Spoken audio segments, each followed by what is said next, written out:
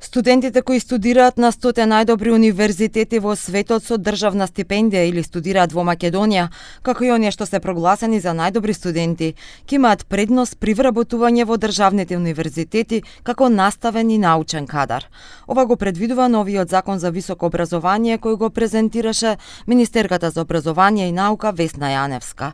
Таа исто така соопшти дека е воведен нов начин на финансирање на институциите за високо образование. Ги зајакнавме критериумите за напредување во звања на факултетите.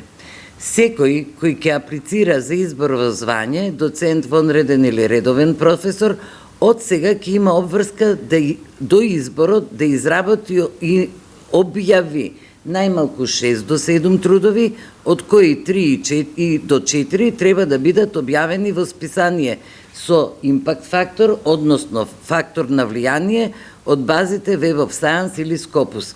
Редовните професори кои ќе бидат избрани по стапувањето на законот во сила ќе имаат право на реизбор по 7 години. Тие што веќе се избрани како редовни професори нема да бидат опфатени со овој закон, а академската заедница ќе се унифицира на целата територија.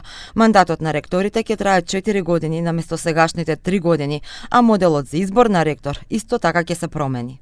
Заплатите повеќе нема да дискутираме.